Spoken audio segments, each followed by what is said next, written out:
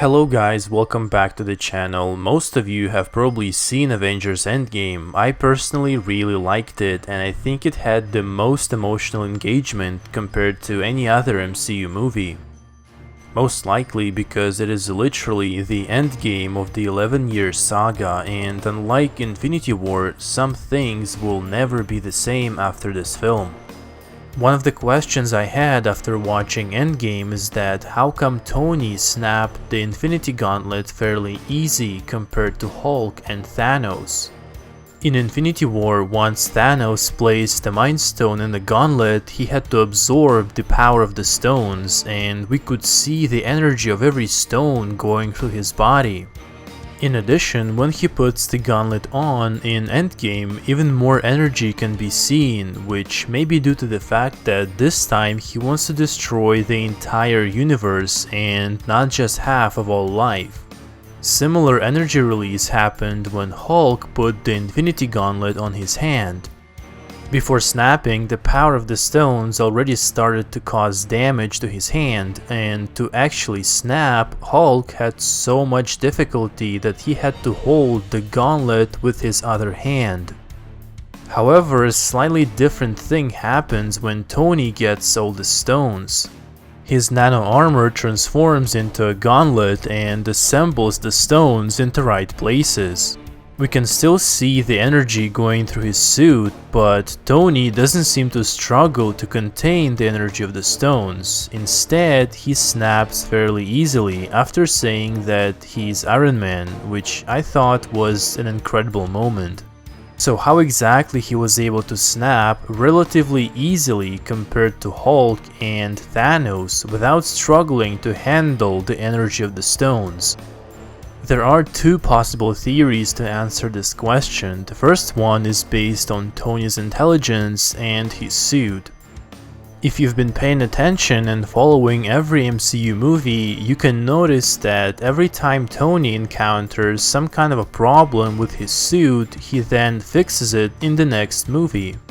For example, when Thor hit him with lightnings in the first Avengers film, he then redesigned his suit to be capable of absorbing energy. Tony also solves the problem of always carrying his suit with him by breaking down the suit in multiple parts that can kind of fly to him anywhere he goes. He then replaced it with nanoparticles, which is even better.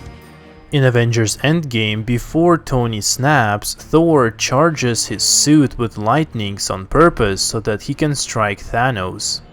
In the same way, once all the Infinity Stones are in place on Tony's hand, his suit actually absorbs the energy that is released from the stones. Another important thing to remember is that after gathering the stones from multiple timelines, Tony and other Avengers spent undetermined amount of time making the gauntlet. During that time, Tony probably adjusted his suit to be able to absorb the energy of the stones in case he would need it. That's why he didn't have to struggle the same way as Hulk and Thanos did. However, there exists a second theory that might offer a better explanation. When Thanos added the last Infinity Stone to the gauntlet, he had an intention of wiping out half of all living creatures in the universe. If you think about the size of the universe in the Marvel fantasy world and how many different planets there are populated with life, then it's clear that Thanos' snap required an extreme amount of energy. Same thing with Hulk, bringing everybody back that Thanos snapped away needed an equal amount of energy, if not more. For these reasons, Hulk really struggled to snap his fingers. However, Tony's snap required less energy since his intention was to eliminate Thanos and his army. A much smaller objective than bringing back half of all life in the universe. For that reason, Tony could snap fairly easily. However, despite the suit, using the Infinity Stones was enough to cause irreversible damage that led to Tony's death, which was a sad moment and an anticipated conclusion to his character. To conclude, these are the possible explanations on how Tony could snap fairly easily compared to Hulk. Let me know in the comments which theory do you think is the most accurate. Also, hit a like if you enjoyed the video and subscribe to the channel for more content. That's it for today guys, and I'll see you next time.